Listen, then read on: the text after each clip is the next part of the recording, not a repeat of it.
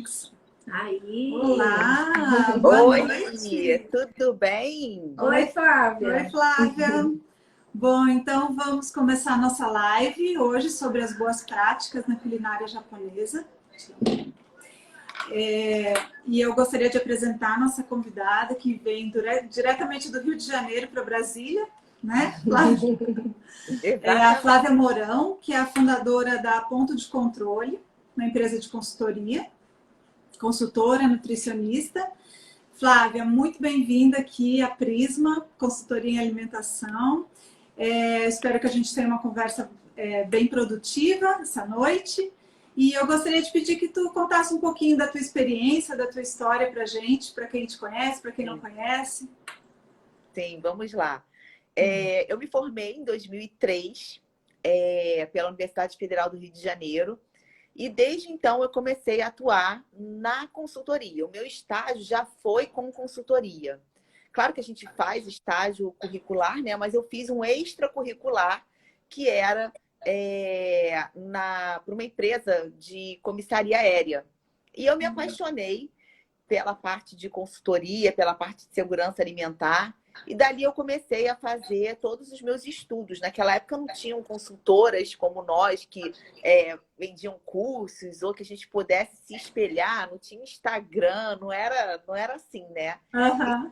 Então eu tive que começar a estudar por conta própria, né? Então eu peguei as legislações e comecei a estudar. Nessa época eu não tinha nem a 216, né? Não tinha nem a 216 ainda. E eu recebi um desafio que assim que eu me formei, eu comecei a trabalhar para uma empresa que prestava serviço para os restaurantes populares. Não sei se em Brasília tem, mas em vários Temos. Então, ok. Uhum. E aí eu comecei a trabalhar para esse restaurante, um dos restaurantes aqui no Rio. E esse restaurante, ele era responsável por 80% da alimentação que era servida nos camarotes de restaurantes lá do Sambódromo, no Carnaval do Rio de Janeiro. E eu comecei, eles me convidaram a trabalhar para fazer a parte de controle de qualidade. Eu era recém-formada, eu não sabia nada, mas eu falei Grande assim, desafio, né? eu vou, mas eu quero ficar porque eu não sei nada, não tinha nem a 216 ainda, porque foi em início de 2004, eu tinha 3 meses de formada, e eu fui para esse desafio.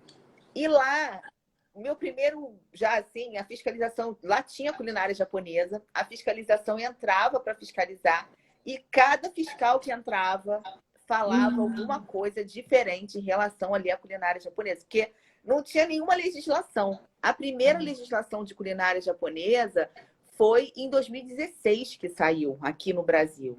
Então era algo muito novo. Você imagina em 2004, né? Em fevereiro de 2004, não tinha legislação. E eu falei assim, meu Deus, onde que eu vou me basear aqui se não tem? E eu começava... Isso eu trabalhava de madrugada, quando eu chegava em casa de manhã, eu ia buscar legislações, eu via que eu não tinha nada.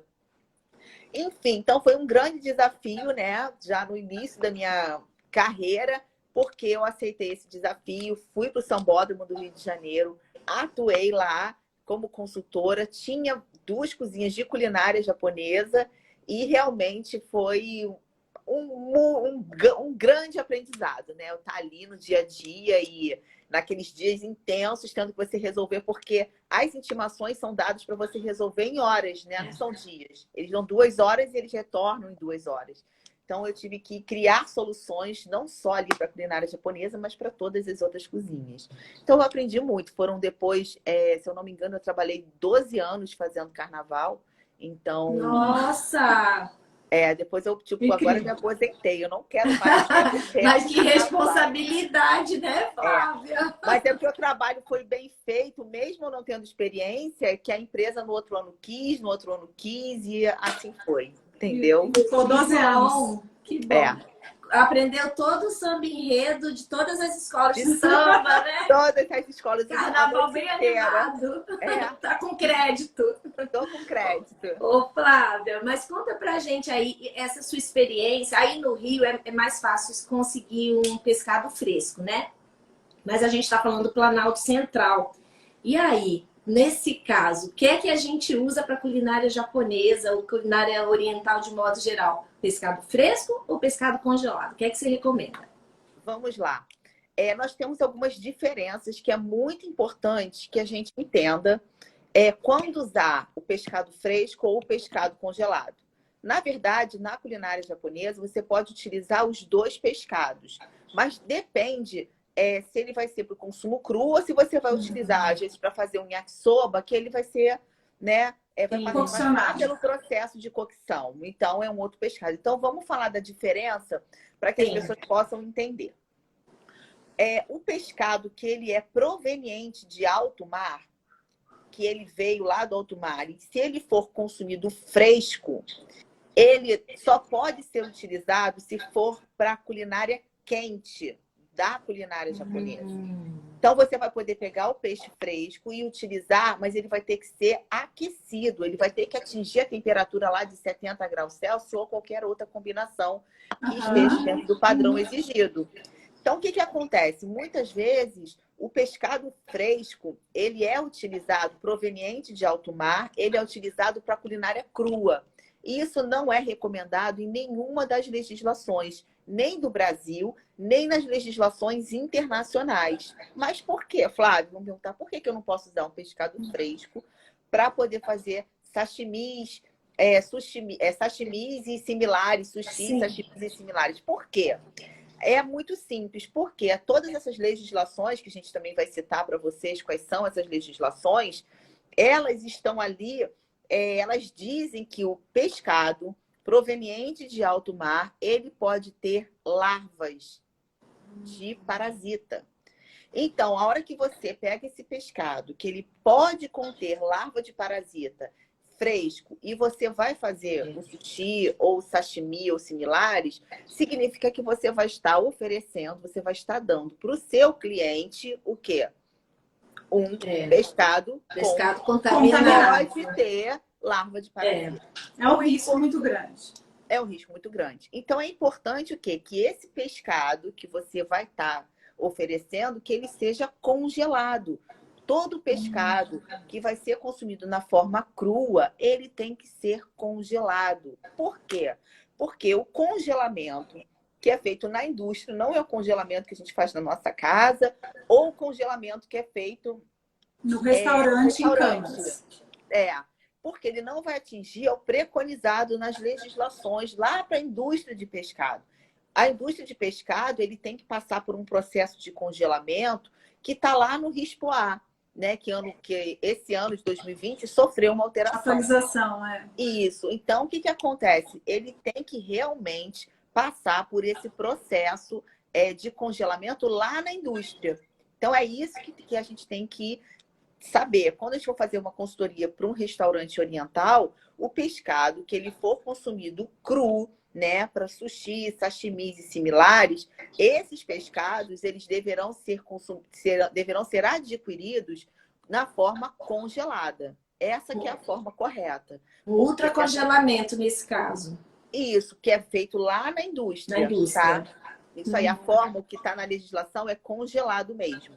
Mas aí ele vai passar pelo congelamento que está lá, que se for por 24 horas a menos 35 graus Celsius. Então, eles têm lá as faixas de temperatura e o binômio aí, tempo e temperatura, que está preconizado lá no RISPO-A. Então, as indústrias de pescado seguem essa orientação. Por isso que a gente não pode pegar um pescado fresco e servir, porque ele pode conter larvas de parasita. Sim. Flávia, antes de a gente continuar, eu acho que seria interessante citar quais são as legislações, né? A gente já falou porque em 2016 foi a primeira que foi de Fortaleza. Foi a primeira. Né? E quais as outras que a gente tem hoje à nossa disposição sobre a comida japonesa especificamente? Tá, nós temos 3 legislações e um projeto-lei. A primeira legislação é a de Porto Alegre, que é a Portaria 1109, que foi em 2016. Então, ficamos aí esses anos todos, até 2016, trabalhando com a legislação. Né? Depois, agora em 2020, no meio da pandemia, nós tivemos mais 2 legislações, que foi a Portaria 35 de Fortaleza, E agora, em novembro, mês passado, agora no finalzinho, aqui no Rio de Janeiro, nós temos uma nova legislação. E dentro dessa legislação, que fala de tudo, fala de ambulante, fala de culinária baiana, fala de creche, de escola, tem uma subseção que fala de culinária japonesa. Então, temos mais essa legislação do Rio, que não é específica da culinária japonesa, mas ela é muito boa. Ela tem muitas coisas muito boas da culinária japonesa. E nós temos um projeto-lei, que, se eu não me engano, ele é Projeto-Lei 17, que é uma PL, lá de João Pessoa. E essa PL também, que é um projeto-lei, mas a gente já pode utilizar ela como referência, e também é muito boa. Então, no total, nós temos assim 3 legislações e um projeto-lei, que todas nós, consultoras, devemos utilizar para que a gente possa ir se guiar, né, e dar as orientações para os nossos clientes. Enquanto a gente não tem nada de âmbito nacional, a gente tem que aí buscar essas alternativas, né? Isso.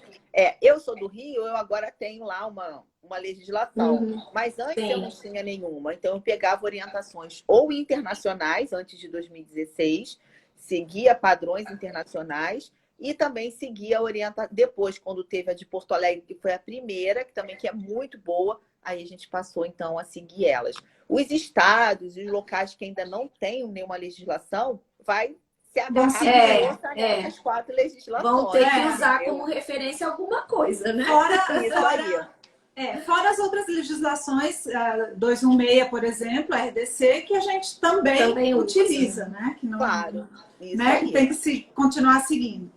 Então, a gente estava falando dos pescados congelados de alto mar, que tem que ser congelados, mas tem também os de cativeiro, né?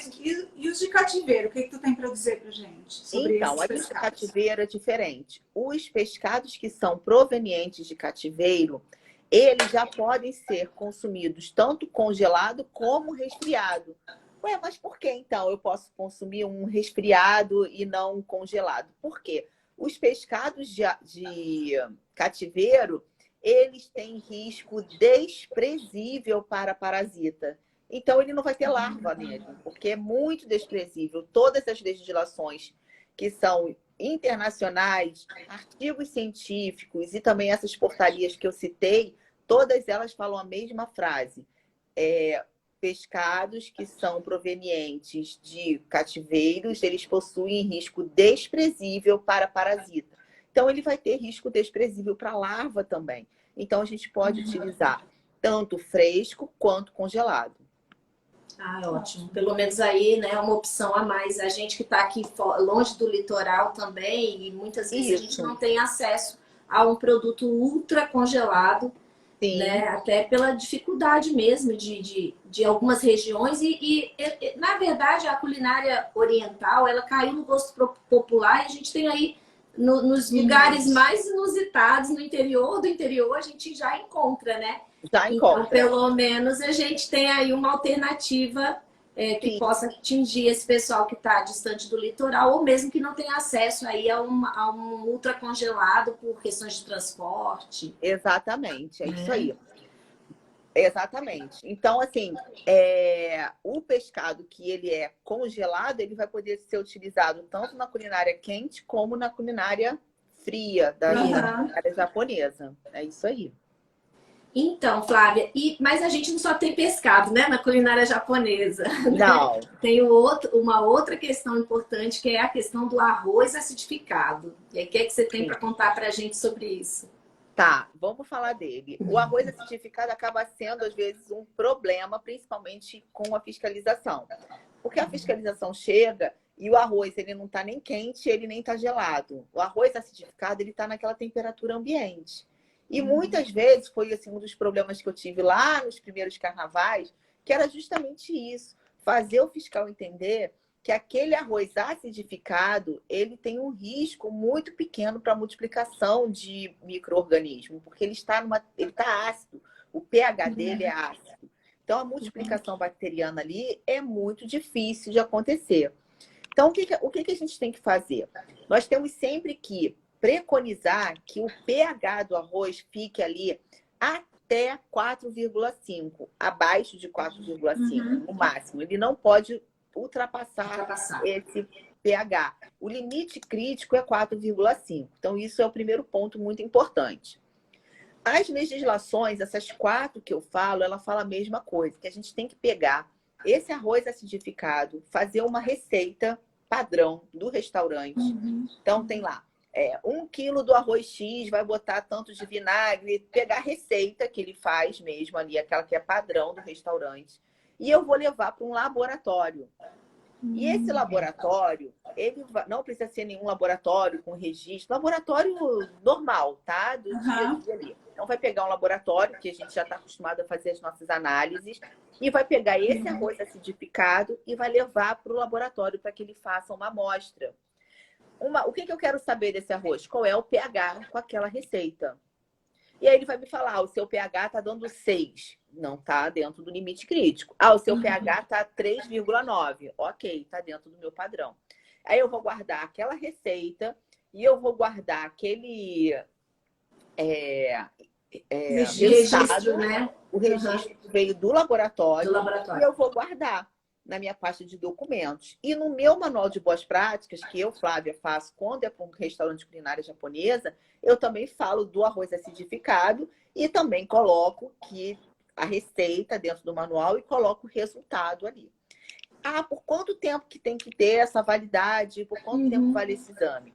As legislações não colocam um prazo. Elas falam que você tem que fazer a cada troca da receita. Então, se você fizer uma nova receita do arroz acidificado, o que você tem que fazer? Uma nova leva para o laboratório. Sim. Então, em relação ao arroz acidificado, o nosso cuidado é em relação ao limite crítico do arroz. Fazer esse monitoramento para que ele fique ali dentro do pH de até 4,5. Esse pH de 4,5, ele tem que ficar até o final do arroz, até a hora que ele é servido ao cliente. Então, o que eu falo... Tem que ser monitorado. Isso, e o que eu falo para meus clientes é para não pegar uma amostra que acabou de fazer e mandar para o laboratório. Por quê? Ele vai dar um pH, às vezes, até baixo, ou até de 4,5. Mas com o passar das horas, ele vai mudar. Vai modificar. Então, o ideal é que a gente pegue, leve para o laboratório, quando esteja ali, né, no meio ou mais para o final, e mande para análise. E os laboratórios já sabem que é para análise, eles já levam os componentes que são necessários já para agilizar e não perder muito ali o próprio vinagre, né? Não evaporar e não perder a acidez dele. É isso. E tem aí alguma regra, Flávia, alguma forma específica do transporte desse arroz acidificado até o laboratório? Tem algum procedimento assim que a gente coloca como sendo padrão para poder fazer esse transporte e até para essa amostra ter assim um pH mais fidedigno, né? Exatamente. Todas as vezes que o laboratório ele vai fazer essa coleta, ele leva, né, os saquinhos que são estéreis, ou cada um usa lá o que for necessário. Aqui no Rio usam os saquinhos que são estéreis, coloca, e eles sempre colocam sobre refrigeração o arroz, para que ele não fique no calor, para que ele não perca a temperatura e para que ele mantenha ali aquela condição. Porque o restaurante também de culinária japonesa, ele é climatizado, né? Então, onde é a área que é feito ali o sushi, o sashimi, onde é feito aquele arroz, muitos são feitos até na máquina de arroz, é nessa área que é climatizada, não é uma área quente. Então, já sai dali, já é colocado num ambiente refrigerado e é levado para o laboratório. Flávia, por isso é importante também, mais uma vez a gente chama a atenção, é importante de seguir a ficha técnica dessa preparação, né?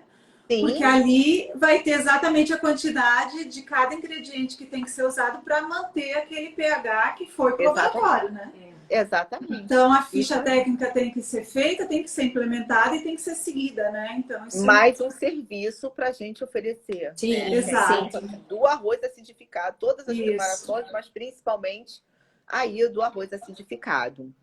E houve alguma mudança nessa receita, vai tudo de novo. Ou se chega no laboratório e o pH não está adequado, volta para o restaurante, muda a receita, até chegar, né?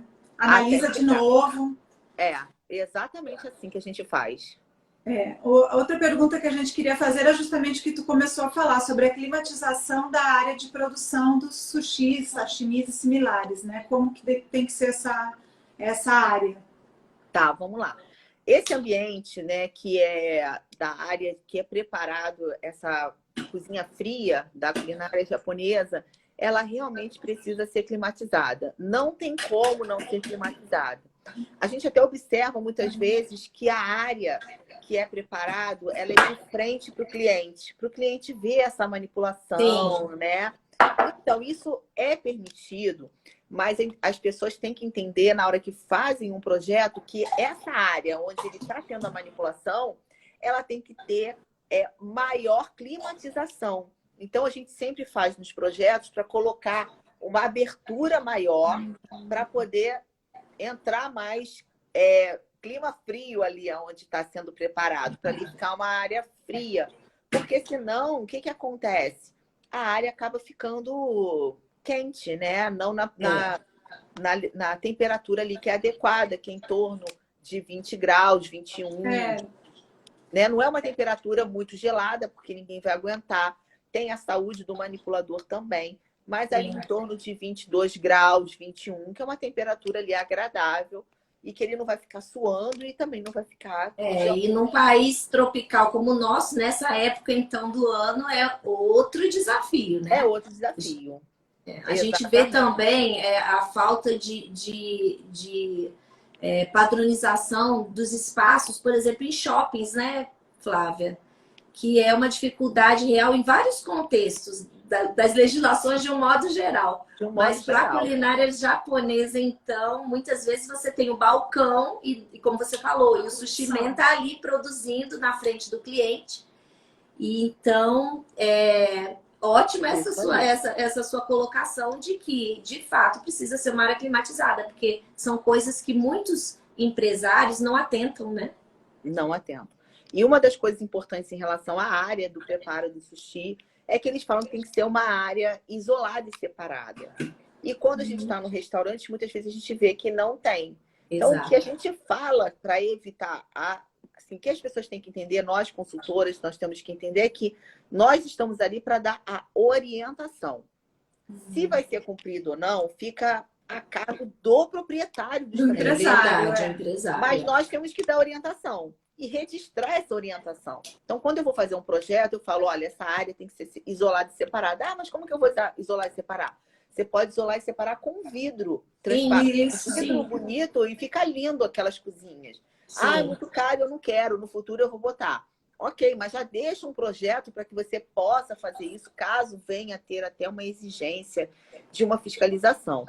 Então, são essas coisas que a gente tem sempre que lembrar. Que tem que ser uma área isolada, separada e climatizada. E que fica aí nessa temperatura de graus. Tem uma travadinha. Eu tô vendo vocês. Agora voltou. Ah, tá. A gente acha que encerrou essa, né? Então, Flávia, e aí os manipuladores que trabalham com esse tipo de produto, que tem muitos alimentos, né, como você mesmo colocou, crus, tem algum exame laboratorial, alguma coisa diferente que eles precisem fazer como exame periódico? Ah, ótima pergunta. Olha só, o que nós temos 4 legislações e tem uma legislação que é a de Fortaleza que cita isso. E é uma coisa que eu já fazia antes, baseado nos artigos científicos, baseado nas outras legislações internacionais. E eu sempre fiz assim. E eu oriento que todas as consultoras façam também, que é o seguinte. O manipulador, o colaborador que está ali trabalhando no preparo do pescado cru, de sushi, ele está sempre comendo, ele tem que provar, ele tem que ver se o pescado chegou bom, se está bom, enfim. Ele tem que provar. E muitas vezes os estabelecimentos, eles acabam fazendo o quê? Consumindo pescado cru que é proveniente de alto mar. Né? Porque eles querem o pescado fresco, não querem comprar o congelado, querem o fresco. E como eles querem o fresco, eles acabam consumindo e provando. E muitas vezes eles acabam ficando com larva de parasita. Meu Deus! E Ele se autocontamina. Porque o que acontece? Essa larva de parasita vai sair nas fezes, aí tem aí a mão toca no peixe. Então, muitas vezes fica um ciclo ali dentro que não acaba nunca. Então, eu comecei a observar isso, né? E eu falei assim, olha, tem alguma coisa de errado. Então, eu comecei, o que que eu faço? Eu coloco... Vou falar o que é que a legislação fala. A legislação determina, essa de Fortaleza, que o médico responsável, ele solicite alguns exames adicionais ao manipulador, ao colaborador de pescado frio, só para quem é da cozinha fria, para quem está manipulando o pescado cru, e que esse exame seja feito a cada 6 meses. E não somos nós, nutricionistas, que vamos determinar esses exames, né? Mas sim, é o médico. É o médico, é aquilo que eu falo, cada um no seu quadrado. Isso. A medicina do trabalho, então, é que vai conduzir essa parte. Mas o que a gente faz? Eu já tenho uma carta pronta, e é isso que eu falo para as consultoras, eu falo isso no meu curso também, que é para as pessoas, as consultoras elaborarem uma carta e já deixar pronta, e só preencher com o nome do colaborador, para que o médico, então, veja quais são os exames que ele tem que fazer. Então, ele coloca que eles estão manipulando pescado cru, e que esse pescado é fresco, e que pode conter larvas de parasitas, por isso, isso e isso, para que, então, já ajude ele a verificar quais são os exames que ele vai solicitar a cada 6 meses. Então, isso não pode ser uma legislação aqui no Rio, mas eu converso com o proprietário, que aqui no Rio não é só em Fortaleza essa obrigatoriedade. Sim. E eu converso com o proprietário e ele acha interessante. E eles, proprietários, também fazem o exame, porque eles estão comendo todo dia. É uma garantia. E é uma questão de bom senso mesmo. De bom senso. Tem um cliente meu que fez nele e descobriu que os filhos, estava todo mundo com parasita.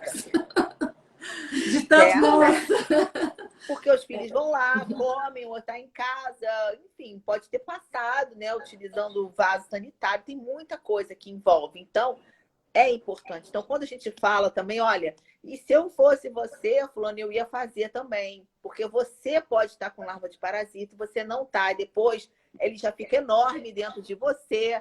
E você pode passar para os seus filhos. Aí a situação muda. Aí eles querem fazer e a cada 6 meses eles fazem e também os colaboradores. Ótimo. Tá bem esclarecido. É uma realidade. Voltando um pouquinho na questão do pH, a gente não. A exigência de mandar para laboratório é uma vez, né? A não ser que mude a receita, mas também tem que ser conferido isso no dia a dia dentro da unidade, né? Então, como é que isso é feito dentro do restaurante pelos manipuladores? Qual o instrumento que é utilizado para medir esse pH? Ótima pergunta. Isso no meu curso todo mundo pergunta. Inclusive, me perguntaram isso. Eu falei assim, pode deixar que eu tenho certeza que as meninas vão me perguntar. Nós temos vários equipamentos que vão medir o pH. A gente tem a fita de pH. Nós temos o pH de bolso, né, que a gente chama, que é o pHmetro de bolso. E nós temos o pHmetro de mesa. O que é o ideal para nós usarmos no dia a dia é o pHmetro de bolso. Então, todas as vezes que alguém for comprar um pHmetro, o ideal é que seja um pHmetro de bolso, porque o pHmetro de mesa é para o laboratório. Ele que vai utilizar. E o pHmetro que a gente vai colocar, que é o de bolso, que é o que a gente vai conseguir levar, e também que os clientes podem ter no restaurante, é super fácil. A gente vai colocar uma papinha ali do arroz amassado dentro e já vai sair o pH. Eles vêm com umas soluções, onde a gente vai utilizar essa solução só para calibrar o equipamento, onde nós mesmos calibramos e fazemos, então, ali, vem a instrução para você fazer essa calibração. Eu não uso a fita de pH, porque eu não acho que a fita de 4,5 para 5 e para o outro é quase a mesma cor. Você não consegue saber se está 4,5 ou se está 4,9. Sim, a precisão, né? Não é precisa. A precisão é péssima. Então, não adianta a gente utilizar a fita. Eu não utilizo a fita, eu não recomendo. E a legislação fala também em um equipamento. Aí, equipamento, ficou assim, será que fita é um equipamento? Não é, né? Depende do ponto de vista. É verdade. Mas eu acho que o equipamento é mais o pH-metro de bolso, está mais equipamento, né? Ô, Flávia, e nesse caso, né, de usar o pH-metro, vocês fazem planilhas de monitoramento, assim como a gente faz planilha de monitoramento de temperaturas? Na legislação traz essa obrigatoriedade de fazer e quantas vezes, em que momentos, exato? Então, tem uma legislação que eu não vou saber agora de cor, mas que ela fala para que seja a cada 2 horas você fazer essa medição.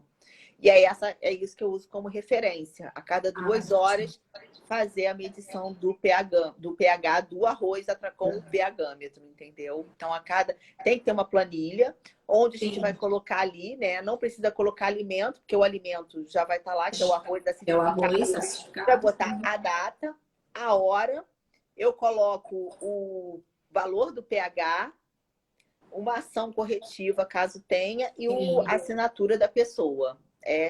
Isso que a gente coloca. Então, ficam lá as planilhas de registro, iguais às outras legislações, tem essa específica para o pH do arroz, nesse caso, de onde existe já uma normativa, né? Exatamente, isso aí. E sobre os hots, né, que esses já são aquecidos, né? Qual a temperatura ideal de distribuição desses nos buffets ou mesmo no serviço à la carte? Tá, a temperatura vai ser a mesma que a gente utiliza nos alimentos quentes. Eles têm que ficar acima de 60 graus e ali sendo monitorado, né? Não, se ficar uma temperatura menor, seguir aí algum padrão binômio tempo-temperatura que seja preconizado em alguma legislação. Mas não muda nada para um alimento quente ou para o alimento frio, a gente tem que seguir o que é preconizado na legislação. Né? No caso se for um sushi, por exemplo, que é o pescado, né, frio, digamos, a gente tem que manter a temperatura ali inferior a 5, no caso, até 4,9. Refrigerado, tudo mantendo o mesmo padrão de mesmo salada. Padrão, sim. Respeitando o tempo e temperatura que a gente já conhece, né? Isso. E sobre a coleta de amostras, a gente segue alguma restrição ou alguma recomendação específica? A coleta de amostras, não existe nada na legislação. Todo mundo pergunta isso. Inclusive, fizeram essa pergunta para vocês fazerem, né? Que é justamente isso. Não, em relação ao sushi e sashimi, nenhuma dessas 4 legislações e nenhuma internacional tem nada falando em relação a isso. Você só vai fazer se na cidade que você mora tenha essa legislação com cuidado em relação até a outros alimentos. Aí você vai seguir. Caso contrário, não tem nada específico para a culinária japonesa. No nosso caso aqui em Brasília, temos na IN16, então a gente tem que fazer. Tem que fazer. Você tem que fazer a coleta, isso aí. Teve uma perguntinha aqui, Flávia, a respeito do pH. Então, vou voltar só um pouquinho, porque eu vi que passou. Deixa eu achar aqui. Bom, uma das pessoas que está assistindo a live perguntou se a questão do pH ele é específica para o arroz ou para outros alimentos que se trabalham na culinária japonesa. É específico para o arroz. É o pH do arroz acidificado, é ele que a gente tem que mandar para o laboratório, é o arroz que a gente tem que fazer o monitoramento, é exclusivo do arroz acidificado da culinária japonesa. Tá, ótimo. Então, respondeu a pergunta que não encontrei quem foi, passou aqui batido, mas tá aí a resposta da Flávia. Bom, deixa eu ver se tem mais alguma pergunta aqui específica. Só talvez tenha alguma pergunta diferenciada, mas acho que essa aqui já foi, né? Flávia, eu tenho uma pergunta. Aliás, nós duas temos uma pergunta, né? Bora. Que a gente ficou discutindo aqui antes de começar a live. Como a gente falou, né? Aqui no Distrito Federal, a gente tem algumas dificuldades em pescados frescos, né? Então, é comum, inclusive, comprar congelado, mas nem sempre nesse ultracongelamento que você falou, né? Vem de regiões litorâneas, então é natural que venha congelado, até por uma questão mesmo de de segurança alimentar. De segurança, né? De transporte. Isso, no transporte. Isso. E aí a gente se depara com uma situação assim que a gente vê muito em bufês, por exemplo, de casamentos, que é aquela, por exemplo, não exatamente como é que eu vou falar? Um camarão empanado, mas às vezes também aquela patinha de caranguejo, que vem congelada, o pessoal degela para poder fazer o empanado e congela de novo para poder fazer né, a finalização apenas no momento do consumo. E aí, quer que você fala disso, ocorre o né? Que aí descongelamento, a gente recebe descongelado, faz o pré-preparo, empana, enfim, né? Faz aí a preparação prévia, deixa guardadinho, e aí apenas no momento de servir, num casamento, numa formatura, num evento, ou mesmo na culinária japonesa mesmo, aquele empanadinho de camarão que é bastante comum, né? Sim. E aí, né, a gente tem esse processo de degelo e recongelamento após esse pré-preparo. Exato. Isso é comum não só aí, mas assim, acho que acontece no Brasil todo. Imagino que também. Né? Então, assim, uma das coisas que a gente sempre que começa no estabelecimento é realmente fazer essa orientação. Explicar sobre esses riscos de fazer esse descongelamento, né? Quando a gente faz esse descongelamento, o número de micro-organismos ele vai aumentar. E aí a gente não pode assegurar que aquele alimento ele está seguro pela mesma validade que ele estaria. Né?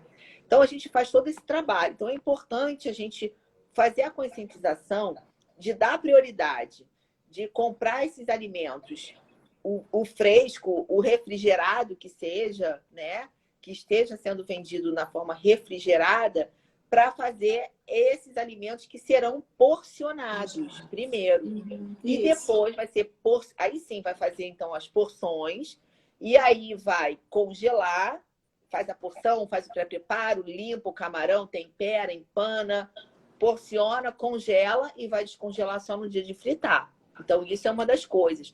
Tem estabelecimentos que muitas vezes não tem essa rotina. Ah, chegou o fresco é o que vai ser servido agora. O congelado vai descongelar para porcionar. Então, muitas vezes, no início da consultoria, a gente vai dar essas orientações para tentar colocar aí um trilho, né?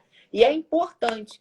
Tem lugares que realmente é difícil conseguir o pescado congelado, ou é difícil conseguir o fresco, o refrigerado, mas é importante que tenham fornecedores que consigam atender a essa demanda, né? Então, muitas vezes, a gente primeiro tem que ver quais são os fornecedores que podem atender para poder, então, dividir. Olha, o pescado fresco vai ser utilizado para isso, o pescado congelado vai ser, então, descongelado e vai ser para cozinha quente, já vai ser usado. Sim. Fazer esse direcionamento para que não aconteça esse samba do crioulo doido que muitas vezes acontece na rotina de uma cozinha que não tem uma consultora, né? É verdade, é verdade. Flávia, a gente tem umas perguntinhas que apareceram nas caixinhas, né, do teu stories. E uma pessoa perguntou sobre a necessidade de utilização de luvas, se é ou não necessário, ou se precisa do contato do calor das mãos com a preparação. No caso, o manipulador, né? Do manipulador. Tá, vamos lá. O que os sushimens falam é que é muito importante esse contato para eles sentirem ali e manipular e fazer o corte. Não tem nenhuma legislação aqui no Rio e em vários outros estados que obriguem a utilização de luva. O importante é a gente estar com a mão lavada, limpa, higienizada a todo instante. Isso que é o mais importante. Porque a luva, muitas vezes, ela tá suja, porque ele não está sentindo a mão dele suja. Então, o que ele faz? Ele bota a luva e fica ali o dia inteiro até a luva rasgar, né? Então, não é adequado. Então, na culinária japonesa também não tem absolutamente nada que mande utilizar as luvas. O que é preconizado é a higienização das mãos sempre, a utilização do álcool, a utilização do ambiente limpo, né? Trabalhar com as tábuas limpas, com as facas, estar sempre higienizando. Se for trocar de pescado, você vai trabalhar com polvo e está trabalhando com um salmão, você vai fazer toda essa limpeza, troca tudo, porque a flora bacteriana de um pescado é diferente da flora bacteriana de outro, e lavar a mão, né, é muito importante. Então, não tem nada que fale da obrigatoriedade de utilizar a luva. Pelo contrário, é lavar a mão sempre e tá ali na higienização dos utensílios e das bancadas. Ótimo, perfeito. Como qualquer outra unidade, né? A gente sempre preconiza isso, a lavagem de mãos. Exatamente. Sempre. Não só agora na época do Covid, Pois né? é. Sempre falamos isso. Sempre foi nosso lema, né? Exato. E outra pergunta que surgiu foi a temperatura ideal dos balcões frios. Ah, tá. A temperatura do balcão frio é a mesma temperatura que é preconizada para uma salada, para tudo. Vai ter que manter. Então, a gente tem que, na verdade, quem vai determinar essa temperatura é o dia a dia de cada unidade. O equipamento tem que manter o meu alimento numa temperatura inferior a 5, quer dizer, até 4,9. Então, se o meu equipamento, para manter aquele alimento ali até 4,9, ele tem que estar a 1 grau, eu vou botar 1. Se ele tiver que estar, às vezes, a -1, porque ele está com alguma coisa queimada, não está funcionando, eu vou botar ele a -1, para que o meu alimento fique a uma temperatura de até 4,9. O binômio tempo-temperatura aí continua sendo seguido. Não tem nenhuma novidade nesse sentido, né? Não tem, exatamente, não tem. Outra questão também são as barcas, né? Que são servidas, que é servida toda a culinária japonesa, né? Algumas são de madeira, então qual é o material ideal para que se sirva esse tipo de alimento? Tá, vamos falar sobre isso. O material que é o adequado, que é o preconizado, é um material que seja lavável, impermeável, que não vai reter ali fungo, bactéria, né? Que eu consiga higienizar. E aí, só que quando a gente chega na culinária japonesa, nós nos deparamos com uma outra realidade. Que é a realidade do tradicional.